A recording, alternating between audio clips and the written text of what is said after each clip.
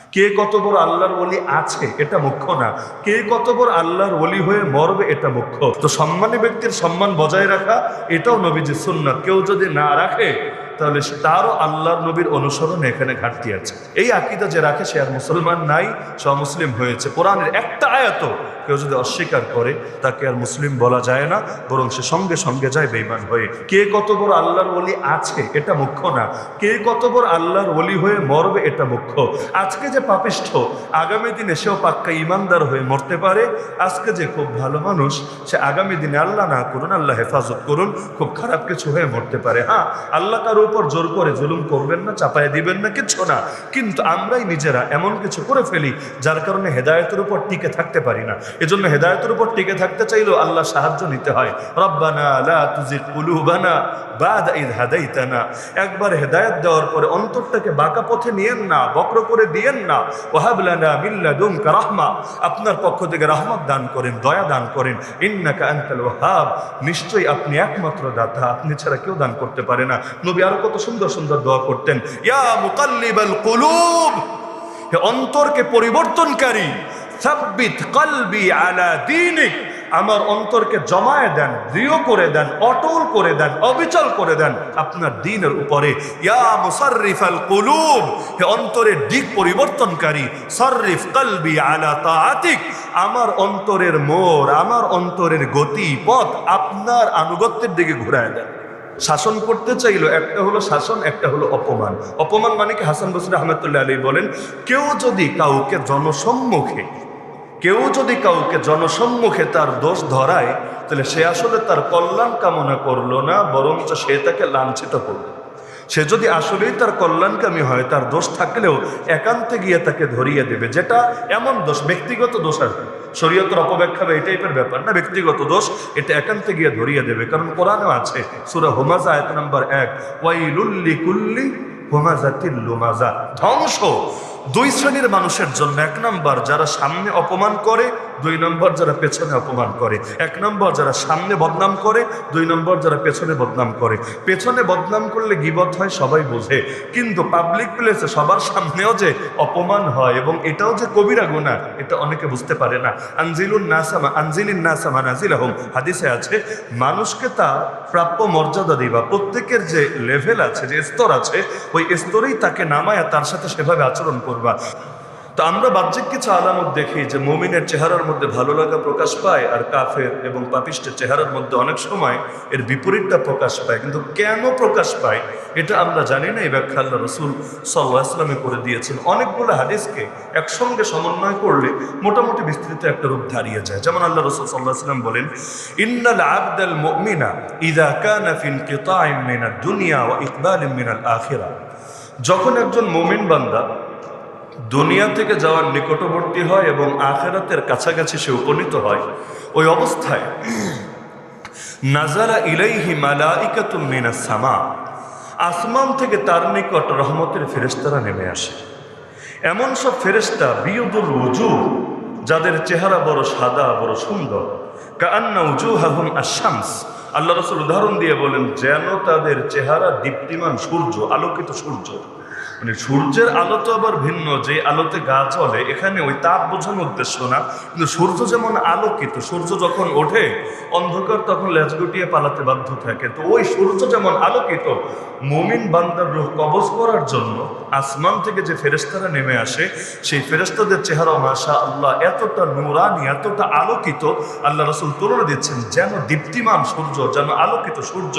মাহুম কাফানুম মিন আকফানিল জান্নাহ ওয়া হানুতুম মিন হানুতিল জান্নাহ, খালি হাতে আসে না, তারা জান্নাতি রেশমের কাপড়, মানে দুনিয়াতে রেশমের পোশাক তো আর পুরুষের জন্য বৈধ না, তো জান্নাতের পোশাকই হবে রেশমের তৈরি। দুনিয়াতে যেমন মদ খাওয়া বৈধ না, তো জান্নাতে আল্লাহ মদের নহরি রেখে দিবে, কত খেতে পারিস বান্দা খা, কিন্তু এই মদে মাতলামিও আসবে না, মাথাও ঘোরাবে না, কোনো ধরনের খারাপ কিছু থাকবে না। তো দুনিয়াতে পুরুষের জন্য স্বর্ণালঙ্কারকেও তো আল্লাহ হারাম করে দিয়েছেন, অথচ জান্নাতে আল্লাহ তাআলা এর মাধ্যমে সম্মানিত করবেন।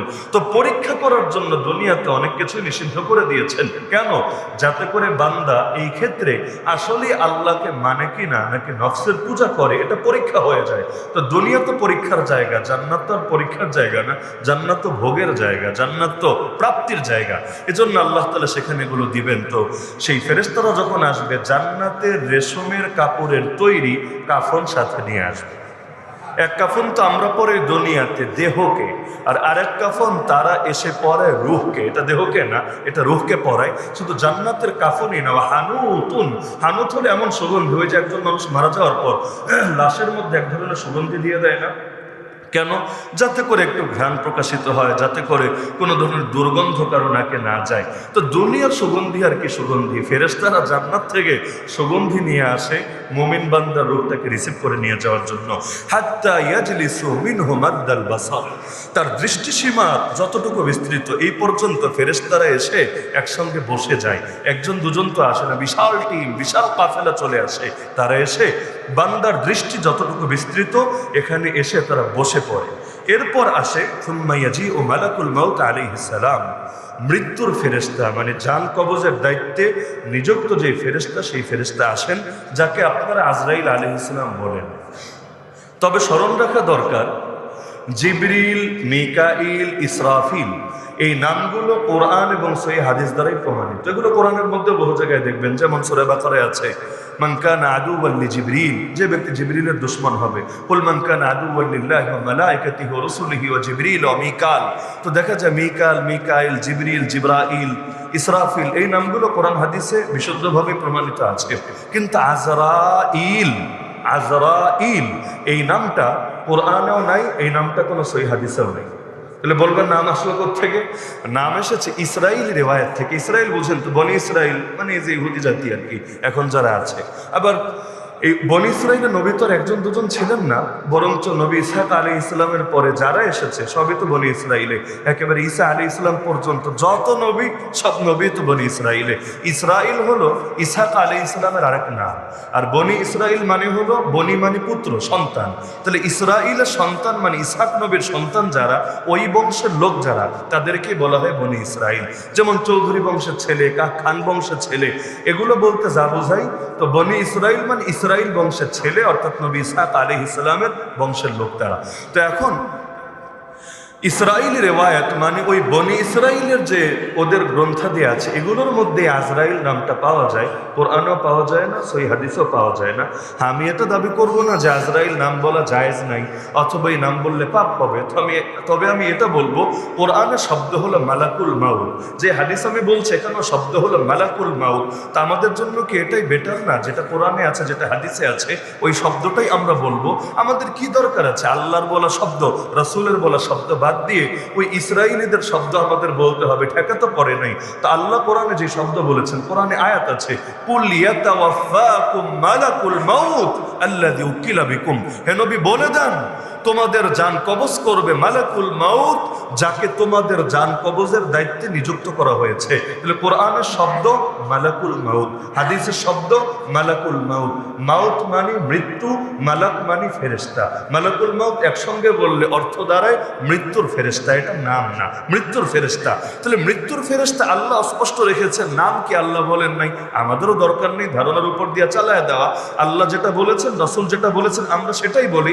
এইটাই আমাদের জন্য ভালো হয়, আমার যতটুকু মনে হয়। হ্যাঁ, আমি আগেই দাবি করেছি যে আজরাইল বলাটা নাজায়েজ কিছু না। তবে এটা আবার সুনিশ্চিত করে যে মালাকুল মাউতের নামে আজরাইল, যেহেতু কোরআনে নাই, সেই হাদিসে নাই, ধারণা করে না বলাটাই ভালো হয়। তো এজন্য আমরা আজরাইল শব্দটা রাখি, আপাতত মালাকুল মাউত শব্দটাই আমরা বলি। বুঝতে আশা করি কষ্ট হবে না ইনশাআল্লাহ। তো এখন মালাকুল মাউত আলাইহিস সালাম তিনি আসেন। আলাইহিস সালাম শুনে আবার খটকা খাওয়ার দরকার নেই যে আলাইহিস সালাম তো আমরা নবীর সামনে বলি, তাহলে আমরা মালাকুল মাউতের শানে কেন আলাইহিস সালাম বলছি? আলাইহিস সালাম মানে তার উপর শান্তি বর্ষিত হোক। আসসালামু আলাইকুম, তোমাদের উপর শান্তি বর্ষিত হোক। আলাইহিস সালাম, তার উপর শান্তি বর্ষিত হোক। শব্দ তো একটাই, আসসালাম। আর আলাইহি মানে তার উপরে, আলাইকুম মানে তোমাদের উপরে। তা আলাইহিস সালাম বলার মধ্যে দোষের কিছু নাই। আর কোরআনে আছে যে আল্লাহ মানুষের মধ্যেও রাসূল বানিয়েছেন, ফেরেশতার মধ্যেও রাসূল বানিয়েছেন। এখন ফেরেশতা রাসূল হওয়ার অর্থ কি? রাসূল মানে বার্তা বাহক, মেসেঞ্জার। অর্থাৎ যিনি বার্তা বহন করেন, একজনের থেকে নেন আর একজনকে এনে দেন, তাকে বলা হয় রাসূল। নবীদের কাজ কি? রাসূলদের কাজ কি? রাসূলদের কাজ হলো দুনিয়াতে যারা রাসূল ছিলেন আল্লাহর থেকে নিয়েছেন, আল্লাহর বান্দাকে দিয়েছেন। এটাই তো, আল্লাহর থেকে আদর্শ নিয়েছেন, আল্লাহর বান্দাকে দিয়েছেন। অর্থাৎ আল্লাহ এবং বান্দার মধ্যে মধ্যস্থতাকারী, বার্তা বাহকের ভূমিকা পালনকারী। তো ফেরেশতাদের মধ্যেও কিছু ফেরেশতা এমন যাদেরকে আল্লাহ এই বার্তা বহনের কাজে নিয়োজিত রেখেছেন, যারা বিভিন্ন বার্তা নিয়ে দুনিয়াতে আসেন। এজন্য কোরআনে বলা আছে যে আল্লাহু ইয়াসতাফি মিনাল মালাইকাতি রুসুলান ওয়া মিনান নাস।